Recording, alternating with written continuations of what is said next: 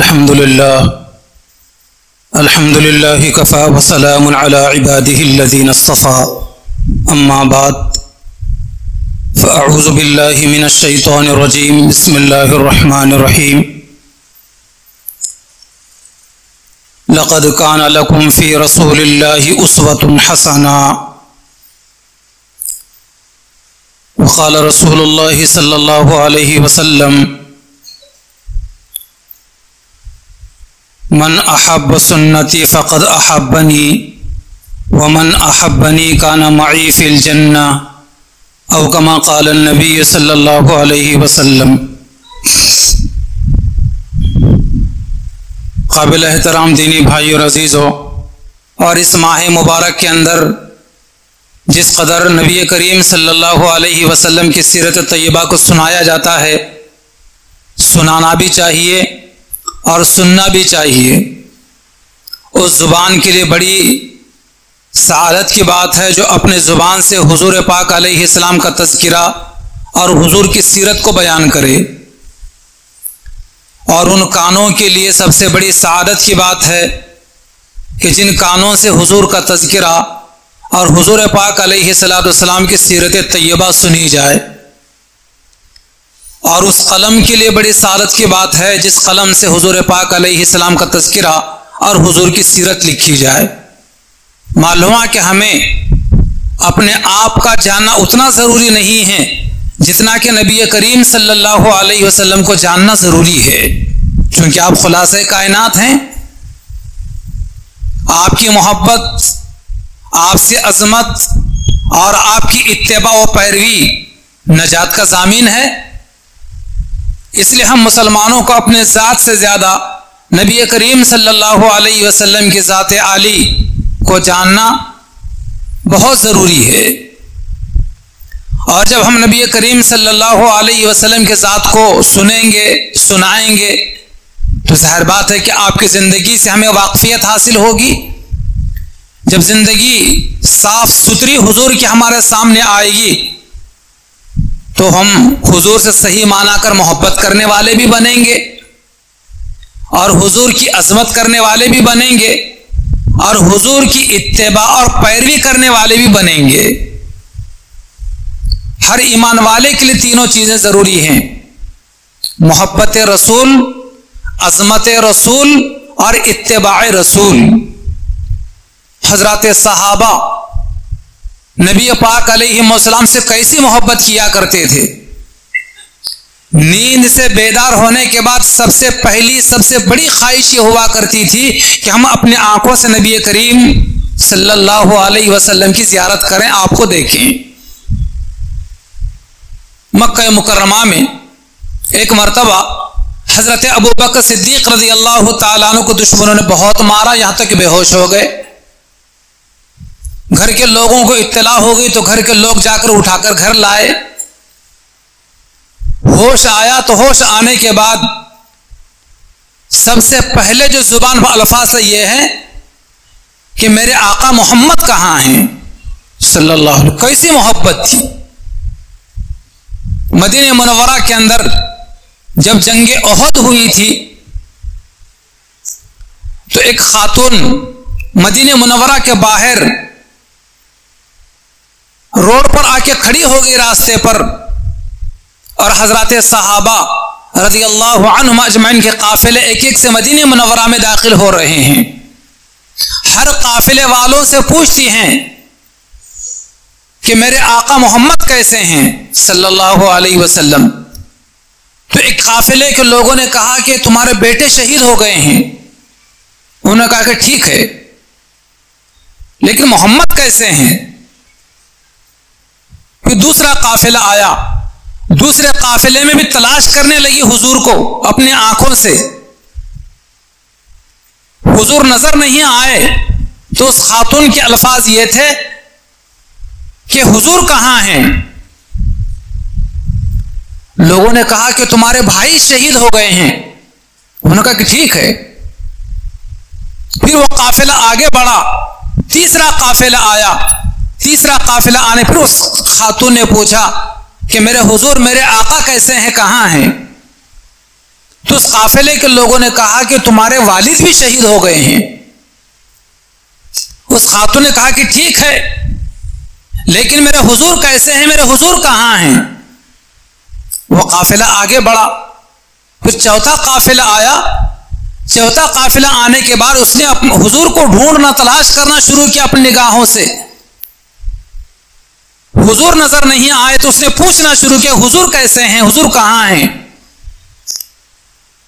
حضرات صحابہ میں سے کسی نے کہا کہ تمہارے شوہر بھی شہید ہو گئے ہیں۔ انہوں نے کہا کہ ٹھیک ہے، کوئی بات نہیں ہے، لیکن حضور کہاں ہیں؟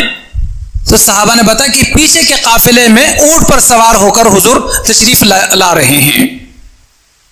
جیسے اس خاتون نے حضور پاک علیہ السلام کو اپنے آنکھوں سے دیکھا تو آنکھیں ٹھنڈی ہوئی اور کہا کہ یا رسول اللہ، آپ سلامت ہیں تو میرے کوئی فکر کی بات نہیں ہے، آپ محفوظ ہیں اور آپ سلامت ہیں تو میرے لیے کوئی فکر کی بات نہیں، چاہے میرے باپ شہید ہو جائیں، چاہے میرا شوہر شہید ہو جائیں، چاہے میرا بیٹا اور بھائی شہید ہو جائیں، اللہ کے راستے میں شہید ہو گئے ہیں، اچھی بات ہے، اور دین کی خاطر شہید ہوئے ہیں، بہت اچھی بات ہے، لیکن یا رسول اللہ آپ سلامت ہیں تو مجھے کوئی فکر کی، کوئی پریشانی کی بات نہیں ہے۔ کوئی سی محبت ہی دیکھی۔ اس لیے محترم بزرگوں اور دوستوں، اس ماہ مبارک کے اندر، ربیع الاول کے اندر، حضور کو سیرت کو سننا بھی چاہیے اور سنانا بھی چاہیے۔ صرف مسجد کے چہار دیواری کی حد تک نہیں، بلکہ ہر جگہ، اپنے گھر والوں میں، اپنے بچوں میں، اپنے ماں باپ کے ساتھ، اپنے دوستوں میں، اپنے حلقہ احباب میں، ہر جگہ حضور پاک علیہ السلام کا چرچا، آپ علیہ السلام کی خوبیاں، آپ علیہ السلام کے کمالات اور آپ علیہ السلام کے بے داغ صاف ستھری زندگی ایک دوسرے کے سامنے مذاکرے کے طور پر کہتے اور سنتے سناتے رہنا چاہیے۔ اس سے سیرت طیبہ سے واقفیت ہو جاتی ہے اور دل سے حضور سے محبت کرنے کو جی چاہتا ہے۔ تینوں چیزیں، محبت رسول، دوسرے ہے عظمت رسول، حضور کی صحیح معنی کر ہم عظمت کرنے والے بھی بنے۔ کیسے عظمت کرتے تھے صحابہ، اللہ والے، بزرگان دین، اہل اللہ، حضور سے کیسی عظمت کرتے تھے کہ ہم کرتے ہیں۔ حضور کا زمانہ ہے، حضور ممبر پر تشریف فرما ہیں تو نبی کریم صلی اللہ علیہ وسلم خطبہ دے رہے ہیں اور کچھ لوگ صحابہ مسجد کے گیٹ سے مسجد نبوی کے اندر داخل ہو رہے ہیں تو حضور نے فرمایا کہ بیٹھ جاؤ۔ حالانکہ آگے جگہ تھی، لیکن حضور کے مبارک زبان سے نکلے ہوئے الفاظ اتنے قیمتی الفاظ تھے کہ ایک قدم آگے بڑھانا بھی صحابہ نے گوارا نہیں کیا۔ جہاں جس حال میں حضور کی آواز بیٹھ جاؤ کانوں میں پڑی، وہیں بیٹھ گئے، دروازے میں بیٹھ گئے، چپلوں میں بیٹھ گئے، لیکن ایک قدم آگے بڑھانا گوارا نہیں کیا۔ یہ ہے عظمت، یہ ہے عظمت رسول۔ اس لیے حضور کی جانب سے، حضور کے حوالے سے کوئی بات اگر کہی جائے تو ماننے کا جذبہ بھی ہونا چاہیے۔ یہ عظمت رسول اسے کہا جاتا ہے۔ اور اتباع رسول، ایک ایک بات پر حضور کے، ایک ایک ادا کو حضور پاک علیہ السلام کے صحابہ اپنی ادا بنانے کی کوشش کرتے تھے۔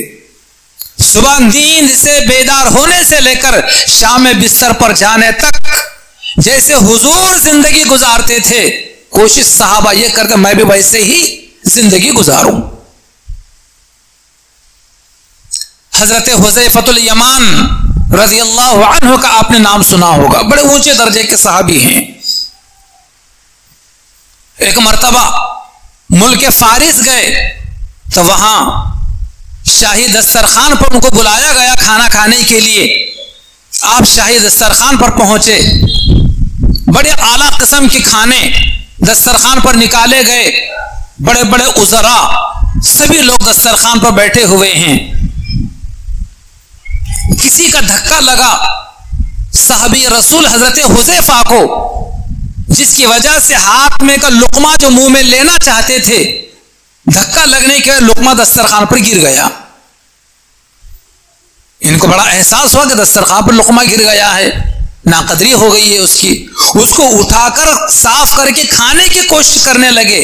بازو میں بیٹھے ایک صاحب نے کہا کہ شاہی دسترخوان ہے، बाजू में बैठे हुए एक साहब ने इनको टोका और इस हरकत से उनको रोकने की कोशिश की कि आप अपने घर में नहीं हैं कि गिरा हुआ लुकमा उठाकर खाएं, ये शाही दस्तरखान है और यहां पर गिरे हुए लुकमे को उठाकर खाना बड़े ऐब की बात है, आप क्या हरकत कर रहे हैं।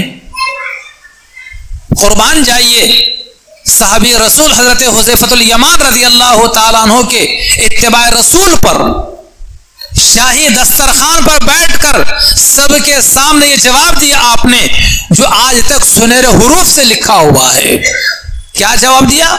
उस टोकने वाले को आपने जवाब दिया, सारे लोगों ने सुना उसको, अतरुकु सुन्नत हबीबी लिहाउ लाइलहु मका।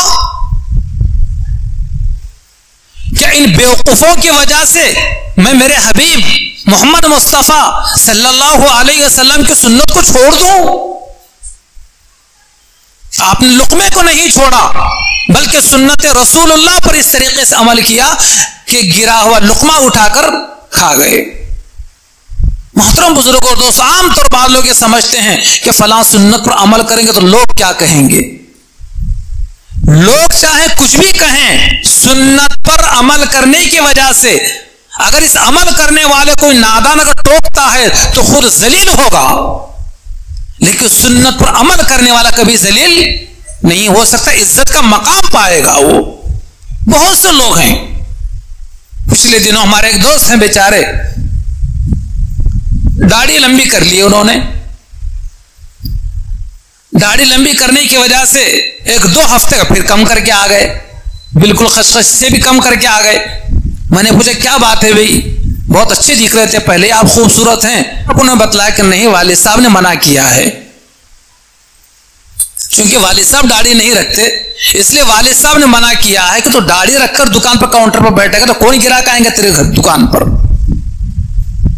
यानी बाप ने बेटे को ये तंबीह करके दाढ़ी काटने पर मजबूर किया कि तू दाढ़ी काट कर काउंटर पर बैठेगा तो कौन आएगा तेरे दुकान पर गिराक बनकर। वालिद साहब के ये अल्फाज थे, मुझे डांट थी, डपट थी, जिसकी वजह से मैंने दाढ़ी काट दी है। तो ये समझना कि हमारे दाढ़ी की वजह से या हमारे इस्लामी वज़ाक़ता की वजह से या हमारे सर पर टोपी पहनने की वजह से या हमारे किसी और सुन्नत पर अमल करने की वजह से गिराक दुकान पर नहीं आएगा, तुम्हारा तो ईमान का नुक्स है भाई। हमारा तो ईमान है, जितना मुकद्दर में है वो मिलने ही वाला है। अगर आप किसी वजह से कहीं गए भी हैं तो आपके जाने की वजह से ग्राहक आपका इंतजार करेगा। बहुत सारे दुकानों को आपने देखा होगा, मैं भी देखता रहता हूं, दुकान बंद है लेकिन बाहर लोग खड़े होकर इंतजार कर रहे हैं। क्यों? आप नमाज को गए हैं, क्यों आप तहारत को गए हैं, क्यों आप खाना खाने के लिए घर गए हुए हैं, आप किसी काम से बाजार गए हुए हैं, आपके दुकान के खोलने का ग्राहक कस्टमर इंतजार करता है। लेकिन यह समझना कि मेरे सुन्नत पर अमल करने की वजह से या किसी इस्लामी हुक्म पर अमल करने की वजह से दुकान पर गिराक नहीं आएगा, यह बड़ी नादानी, बड़ी बेशर्मी और बड़ी बेदीनी की बात है। अल्लाह ताला हमारी हिफाजत फरमाए। तो मोहतरम बुजुर्गों दोस्तों, कैसी मोहब्बत थी सहाबा को हुजूर से, कैसी अजमत किया करते थे सहाबा हुजूर से, और कैसी इत्तिबा और पैरवी किया करते थे हजरत सहाबा हुजूर से। खुदा करे उसका कुछ हिस्सा हमें भी नसीब हो जाए। आज जुबानी मोहब्बत के दावे हैं लेकिन अमलियत जिंदगी सारी कोरी है हमारी। अल्लाह ताला हिफाजत फरमाए। तो मोहतरम बुजुर्गों और दोस्तों, हुजूर पाक अलैहिस्सलातु वस्सलाम की सीरत तैयबा में आपकी जिंदगी के मुख्तलिफ गोशे हैं जिसको अलग अलग उन्वानात से अगर बयान किया जाए तो महीने ना काफी होंगे। अलग अलग खूबियां आपकी हैं, अलग अलग कमालात आपके हैं, अलग अलग औसाफ आपके हैं। वो सारे के सारे खूबियां और कमालात आप अलैहिस्सलाम के अहमियत के हामिल हैं, लेकिन उन तमाम कमालात में, खूबियों में और आपके औसाफ में हुजूर पाक अलैहिस्सलातु वस्सलाम का एक वस्फ, एक कमाल, एक खूबी बहुत नुमाया है, और वो खूबी है हुजूर पाक अलैहिस्सलातु वस्सलाम की बाहैसियत सच्चा और अच्छा ताजीर होने की। وہ خوبی ہے حضور کی تمام خوبیوں کو نمایاں خوبی اور کمال سچا اور اچھا تاجر ہونے کی، اور اسی حضور پاک علیہ الصلوۃ والسلام کی امانت داری کی وجہ سے اور آپ کے صدق و سچائی کی وجہ سے کتنے ہی لوگوں نے حضور پاک علیہ السلام کے دست سے حق پرست پر ایمان قبول کیا ہے اور جنت کے حقدار ہوئے ہیں۔ حضور پاک علیہ السلام کا مبارک زمانہ ہے، حضور نے لوگوں کی مزدوری کی، حضور نے لوگوں کی بکریاں چرائی، حضور نے تجارت کی۔ جتنے انبیاء علیہم السلام دنیا میں آئے ہیں وہ سارے کے سارے انبیاء علیہم السلام اللہ کا پیغام اللہ کے بندوں کو پہنچانے کے ساتھ ساتھ ذرائع معاش کے طور پر ہر پیغمبر نے کوئی نہ کوئی پیشہ ضرور اختیار کیا ہے، بلکہ تمام انبیاء علیہم السلام نے اللہ کا پیغام، اللہ کے احکامات اللہ کے بندوں کو پہنچانے کے ساتھ ساتھ ذرائع معاش کے لیے کوئی نہ کوئی پیشہ ضرور اختیار کیا ہے۔ حضرت آدم علیہ السلام جن کو اللہ تبارک و تعالیٰ نے جنت سے دنیا میں بھیج دیا تھا، تو جنت سے دنیا میں آتے ہوئے جنت میں جتنے باغات تھے، جتنے درخت تھے، جتنے سرسبز و شادابی وہاں پر تھی، ہر ایک کے بیج اٹھا کر جنت سے لے کر آئے تھے۔ تو حضرت آدم علیہ السلام کا پیشہ ذرائع معاش کے طور پر جو مفسرین کرام نے بیان کیا ہے وہ کاشتکاری لکھا ہے، کہ کھیتی باڑی کیا کرتے تھے، اور اسی طریقے سے جانوروں کے کھال سے کپڑے بنایا کرتے تھے۔ وہاں تو جنت کا لباس پہنا کرتے تھے۔ جیسے ہی شجرہ ممنوعہ کو کھا لیا تھا حضرت آدم و حوا علیہم السلام نے، تو جنت کا لباس اتر گیا تھا، اور جیسے لباس اتر گیا جنت کا تو جنت کے درختوں کے پتوں سے اپنے جسم کو ڈھانپنے اور چھپانے لگ گئے تھے۔ اس لیے دنیا میں آنے کے بعد حضرت آدم علیہ السلام نے پیشے کے طور پر جانوروں کے کھالوں کے کپڑے بنانا، اور دوسرے یہ ہے کہ کھیتی باڑی کرنا، اناج اگانا، یہ دو ان کے ذریعے معاش کے طور پر پیشے تھے ان کے۔ حضرت صالح علیہ السلام اور حضرت ہود علیہ السلام اللہ کے پیغام کو اللہ کے بندوں تک پہنچانے کے ساتھ ساتھ تجارت کیا کرتے تھے۔ حضرت نوح علیہ السلام کتنے بڑے پیغمبر ہیں، کتنی لمبی دراز عمر انہوں نے پائی ہے، اللہ کا پیغام کئی نسلوں تک انہوں نے پہنچایا ہے، لیکن ذرائع معاش کے لیے، اپنا گھر چلانے کے لیے اپنے قوم سے کوئی اجرت نہیں مانگی، بلکہ ذریعہ معاش کے طور پر انہوں نے جو ہے بڑائی کا کام، یعنی فرنیچر کا کام کیا کرتے تھے۔ حضرت نوح علیہ السلام لکڑی کا کام کیا کرتے تھے۔ اسی طرح حضرت شعیب علیہ السلام ذریعہ معاش کے طور پر اونٹوں اور بکریوں کو، جانوروں کو پالا کرتے تھے، اور اس کے ذریعے سے مویشیوں کو بیچ کر اپنا گھر چلایا کرتے تھے۔ حضرت داؤد علیہ السلام کتنے بڑے پیغمبر ہیں۔ حضرت داؤد علیہ السلام کے لیے اللہ تبارک و تعالیٰ نے لوہے کو موم کی طرح نرم بنا دیا تھا۔ لوہا عام آدمی کوئی موڑنا چاہے تو موڑ نہیں سکتا تھا، لوہا لوہا ہوتا ہے، فولاد فولاد ہوتا ہے، لیکن جیسے ہی حضرت داؤد علیہ السلام کسی لوہے کو ہاتھ لگاتے تو ان کے ہاتھ میں آ کر لوہا موم کے نرم و نازک بن جاتا، جدھر چاہتے موڑتے، جو شکل دینا چاہے لوہے کو دے سکتے تھے۔ چنانچہ حضرت داؤد علیہ السلام اپنے زمانے کے اندر لوہے سے اوزار بنایا کرتے تھے، لوہے کو شکلیں دے دیا کرتے تھے۔ حضرت سلیمان علیہ السلام کتنے بڑے پیغمبر ہیں، حکومت کا سارا کام ان کے ذمہ رہا کرتا تھا۔ جب کبھی کوئی وقت بچ جاتا تھا تو بچے ہوئے وقت میں جو ہے ٹوکریاں بنا کر بیچتے تھے، ٹوکریاں بنا کر، اور اس کے ذریعے سے اپنا گھر چلایا کرتے تھے۔ حضرت موسیٰ علیہ السلام کتنے بڑے پیغمبر ہیں، ان کا ذرائع معاش بکریوں کو چرانا تھا، حتیٰ کہ ان کا حق مہر بھی 10 سال بکریوں کو چرانا ہی تھا۔ مصر سے ایک قبطی کو تماچا مارا تھا، دونوں آپس میں لڑ رہے تھے، سمجھانے کے باوجود سمجھنے کو تیار نہیں تھے۔ ایک دن سمجھا دیا گیا، دوبارہ پھر لڑنے کو تیار ہو گئے تھے، تو حضرت موسیٰ علیہ السلام ایک تماچا مارا تھا، صرف ایک تماچا مارنے کی وجہ سے قبطی مر گیا تھا۔ بادشاہ فرعون ان کو گرفتار کرنا چاہتا تھا، ان کو سزا دینا چاہتا تھا۔ قرآن میں اس واقعے کو بڑی تفصیل سے بیان کیا گیا ہے۔ تو موسیٰ علیہ السلام مصر چھوڑ کر مدین چلے گئے تھے۔ مدین حضرت شعیب علیہ السلام کا شہر ہے، وہاں وہ نبی بنائے گئے تھے۔ وہاں دیکھا کہ کچھ لوگ ایک کنویں کے اوپر بکریوں کو، جانوروں کو، اپنے مویشیوں کو پانی پلا رہے ہیں، اور دور جا کر ایک درخت کے سائے میں حضرت موسیٰ علیہ السلام بیٹھ گئے۔ یہاں سے دیکھا کہ 2 جوان بچیاں ہیں جو اپنے جانوروں کو روکے ہوئے ہیں اور ایک طرف منہ کر کے کھڑی ہوئی ہیں تاکہ بے پردگی نہ ہو۔ گویا کہ وہ بچیاں لوگوں کے انتظار میں تھے کہ یہ اپنے جانوروں کو پانی پلا کر چلے جائیں، پھر اپنے جانوروں کو پانی پلائیں گی۔ حضرت موسیٰ علیہ السلام قریب گئے، کنویں سے پانی بھی نکالا اور جانوروں کو پانی بھی پلا دیا ان بچیوں کے۔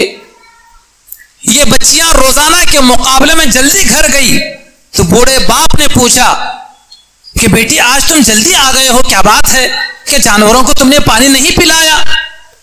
تو ان بچیوں نے کہا کہ ابا حضور، ایک نوجوان ہے وہاں درخت کے نیچے بیٹھا ہوا ہے، اس نوجوان نے ہماری مدد کی، کنویں سے چٹان کو بھی ہٹایا، کنویں سے پانی بھی نکال کر ہمارے جانوروں کو پلا دیا، ہمیں کوئی محنت نہیں لگی، جلدی سے جانور ہمارے پانی پی لیے، ہم جلدی گھر آ گئے۔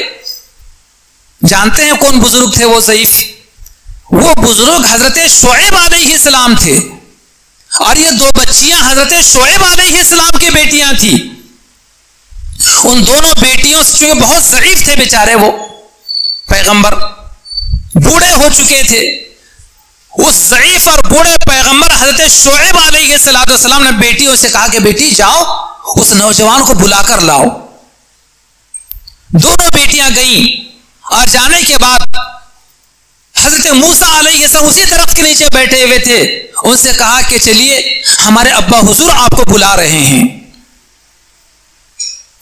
چنانچہ موسیٰ علیہ السلام چلے ان کے ساتھ میں، لیکن موسیٰ علیہ السلام نے یہ کہا کہ تم میرے آگے چلنے کے بجائے میرے پیچھے چلو اور پیچھے سے راستے کی رہبری کرو۔ جانتے ہیں کیوں کہا؟ تاکہ ان کی نگاہ نہ پڑے۔ دیکھیں کتنا پیغمبر اللہ تعالیٰ کیسے ان کی حفاظت کرتے ہیں، اور کیسے اپنے قوم کے لیے وہ رہبر ہوتے ہیں۔ ان کی زندگی کا ایک عمل دوسروں کے لیے درس ہوا کرتا ہے۔ کہا کہ بیٹی تم پیچھے سے راستے کی رہبری کرو، میں آگے چلتا ہوں۔ بہرحال پیچھے سے راستہ بتا دی تھی، یہاں تک کہ گھر پہنچے۔ گھر پہنچنے کے بعد موسیٰ علیہ السلام کی اور حضرت شعیب علیہ السلام کی گفتگو ہو رہی ہے، کیسے آنا ہوا، کہاں کے ہے، کیا نام ہے، ساری گفتگو ہو رہی ہے۔ اسی دوران پردے کے پیچھے سے شعیب علیہ السلام کی بیٹی کہی تھی کہ ابا حضور آپ کو ایک امانت دار، سچے، طاقتور ایک نوجوان کی تلاش ہے، کام کرنے کے لیے ایک ملازم کی تلاش ہے، آپ اسی نوجوان کو گھر میں بکریوں کو پانی پلانے کے لیے رکھ لیجیے۔ امانت دار بھی ہے۔ کیوں امانت دار ہے؟ کہ اپنی نظروں کی حفاظت کرنے کے لیے آگے نہیں چلنے دیا ہمیں، بلکہ پیچھے کرے۔ امانت دار ہے یہ۔ اگر اس کو ملازم اپنے گھر رکھ لیا جائے تو خیانت نہیں کرے گا، طاقتور ہے۔ چونکہ بچوں نے مشاہدہ کیا تھا کہ اتنا وزنی پتھر جو کئی لوگ مل کر ہٹایا اور رکھا کرتے تھے، اکیلے موسیٰ علیہ السلام نے رکھ دیا اور ہٹا دیا۔ اور طاقتور بھی تھے، صحت مند بھی تھے، تو ساری خوبیاں جو ایک ملازم میں، نوکر میں درکار ہوتی ہیں، ان بچیوں نے گنانا شروع کیا۔ ابا حضور وہ ساری خوبیاں اس نوجوان کے اندر ہیں، اور آپ اس کو ملازم رکھ لیجئے۔ جب حضرت شعیب علیہ السلام کو اس نوجوان پر اعتماد ہوا، اطمینان ہوا، تو شعیب علیہ السلام نے کہا کہ میری 2 بیٹیاں ہیں، میری 2 بیٹیوں میں سے ایک بیٹی کا میں تم سے اس شرط کے اوپر نکاح کر کے دیتا ہوں کہ تم میری 8 سال تک بکریاں چراؤ گے۔ گویا کہ حق مہر موسیٰ علیہ السلام کا کیا طے پایا؟ حضرت شعیب علیہ السلام کی، یعنی اپنے سسر خسر صاحب کی 8 سال تک بکریاں چرانا۔ قرآن میں ہے یہ سب واقعہ۔ ساتھ میں یہ بھی فرمایا کہ اگر 8 کے بجائے 10 سال تک اگر آپ چرا لو تو یہ آپ کی طرف سے زیادہ اضافہ رہے گا وہ۔ چنانچہ موسیٰ علیہ السلام نے اس کو منظور کر لیا اور ان کا حق مہر حضرت شعیب علیہ السلام کی 8 سال یا 10 سال بکریاں چراتے ہوا۔ پھر یہ پیریڈ 8 سال کا 10 سال کا مکمل ہونے کے بعد موسیٰ علیہ السلام نے اپنی بیوی کو لے کر پھر کہاں آئے ہیں؟ مصر آ گئے ہیں۔ پھر وہ لمبا چوڑا واقعہ کے راستے میں آ رہے ہیں، بیوی حمل سے ہیں، اپنی بیوی کے لیے آگ لینے کے لیے گئے۔ کیا ہے آگے؟ پیغمبری لے کر آئے، کوہ طور پر گئے حضرت موسیٰ علیہ السلام۔ بارہ لمبا چوڑا واقعہ، بارہ میں یہ کہہ رہا تھا کہ جتنے پیغمبر دنیا میں آئے ہیں سارے کے سارے پیغمبر اللہ کا حکم، اللہ کے احکامات اپنے بندوں کو پہنچانے کے ساتھ ساتھ ذرائع معاش کے طور پر اپنا گھر چلانے کے لیے کوئی نہ کوئی پیشہ ضرور اختیار کیا ہے۔ جیسے عقائد کی، عبادات کی، نماز کی، روزے کی باتیں قرآن میں ہیں، اسی طریقے سے تجارت کے، معاملات کے، لین دین کے، ادھار کے، نقد کے، سود کے سارے احکامات بھی قرآن میں ہیں۔ اس لیے اس کو کوئی برا نہ سمجھا جائے، بلکہ جو سچا تاجر ہو، اچھی تجارت کرتا ہو، اچھی تجارت کی وجہ سے اور سچی تجارت کی وجہ سے قیامت کے دن نجات ہو سکتی ہے، اور پیغمبروں کا، صدیقین کا، شہداء کا اور صالحین کا پڑوس جنت میں تم کو نصیب ہو سکتا ہے۔ ہمارے نبی صلی اللہ علیہ وسلم نے بھی نبی بننے سے پہلے مکہ مکرمہ کے جہاں لوگوں کی مزدوری کی، لوگوں کے جانور بکریاں چرائیں، وہیں پر آپ علیہ السلام نے تجارت بھی کی۔ یہی تجارت کا ایک واقعہ نبی کریم صلی اللہ علیہ وسلم کی شادی کا ذریعہ بنا ہے، معلوم واقعہ نا؟ مکہ مکرمہ میں حضور پاک علیہ السلام تجارت بھی کیا کرتے تھے۔ مکہ مکرم بڑے چرچے تھے آپ علیہ السلام کے جوانی کے کہ آپ بڑے سچے اور اچھے اور امانتدار نوجوان ہیں۔ یہ چرچے پہنچے کہاں؟ حضرت خدیجہ الکبریٰ رضی اللہ تعالیٰ عنہ کے پاس۔ تو حضرت خدیجہ نے حضور کو بلایا اپنے گھر، بلانے کے بعد یہ کہا میں نے سنا ہے آپ کے بارے کے بڑے سچے ہیں، آپ بڑے امانتدار ہیں اور بڑی اچھی تجارت بھی آپ کرتے ہیں، یہ میرا مال ہے، یہ ساز و سامان ہے، ملک شام کو قافلے جاتے آتے رہتے ہیں، آپ بھی میرا سامان لے کر اس قافلے میں جائیے اور وہاں جا کر منڈی میں جا کر سامان بیچ کر آئیے، اس کا میں آپ کو نفع دوں گی، نفع میں ہم دونوں شریک رہیں گے۔ چنانچہ حضور پاک علیہ السلام گئے اور خدیجہ نے ساتھ میں یہ بھی کہا کہ میرے غلام میسرہ بھی ساتھ میں رہیں گے جو آپ کی خدمت اور مال کی حفاظت کرتے رہیں گے۔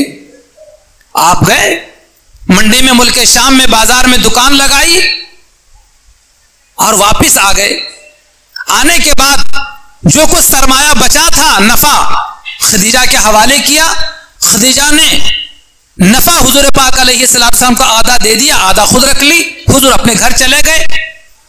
خدیجہ نے اپنے غلام کو بلایا اور غلام کو بلانے کے بعد کہا کہ میسرہ نام تھا ان کا، میسرہ کیسے رہا ملک شام کا سفر اور تم نے محمد کو کیسے پایا صلی اللہ علیہ وسلم۔ محترم بزرگوں اور دوستوں اور عزیز نوجوانوں اور وہ بزنس کرنے والے، کاروبار کرنے والے، تجارت کرنے والے بھائیوں، کتابوں میں لکھا ہے حدیث کے کہ میسرہ حضور صلی اللہ علیہ وسلم کی خوبیوں کو، کمالات کو، تجارت کرنے کے گر کو بیان کرتے جاتے تھے، تھک جاتے تھے، لیکن حضور پاک علیہ السلام کی خوبیاں اور آپ کے پاکیزہ کمالات اور آپ کے اوصاف ختم نہیں ہوتے تھے۔ حضرت خدیجہ اتنی متاثر ہو گئی کہ ایک ضعیف بوڑھی مکہ مکرمہ کی خاتون کے ذریعے سے اپنے نکاح کا پیغام حضور پاک علیہ الصلوۃ والسلام کو بھیجا. حضور نے جواب نہیں دیا فوراً، بلکہ خاتون کے ذریعے سے کہا کہ میرے سرپرست میرے چچا ہیں، کیونکہ باپ کا پہلے انتقال ہو گیا تھا. 6 سال کی عمر میں حضور کی اماں کا بھی انتقال ہو گیا تھا. تو حضور کے سرپرست جو چچا ابو طالب تھے. میں اپنے چچا سے مشورہ کر کے بولتا ہوں. چچا کے سامنے بات رکھی. ہمارے نوجوان بچوں سے اور بچیوں سے بھی میں یہ کہوں گا، اگر کوئی ہمیں نکاح کا پیغام دے دیں، یہ ہماری کوئی بیٹیاں ہیں، اگر ہمارے بیٹی کو کوئی لڑکا کوئی نوجوان پیغام بھیجتا ہے، کوئی بری بات نہیں ہے، لیکن فوراً جواب نہیں دینا چاہیے، بلکہ میرے سرپرست میرے والدین ہیں، میرے ماں باپ ہیں، میں اپنے ماں باپ کو پوچھ کر بولتا ہوں یا ان کے سامنے بات رکھی جائے. یہ اگر راضی ہوں تو ٹھیک، میں راضی، اور یہ اگر بڑے ناراض ہوں تو پھر آپ رضامندی بھرنے کی ضرورت نہیں ہے. یہ نوجوان بچوں اور نوجوان بچیوں کے لیے سیرت طیبہ کا واقعہ درس دیتا ہے. حضور پاک علیہ السلام فرمایا کہ میں چچا سے مشورہ کر کے بولتا ہوں. چنانچہ چچا نے منظور کر لیا. پھر حضور کا نکاح خدیجہ سے ہو گیا. خدیجہ کی عمر 40 سال اور حضور کی 25 سال ہے. معلوم ہے کسی موقع پر اگر شادی کرنے میں، رشتہ طے کرنے میں دونوں میاں بیوی کسی کی عمر کم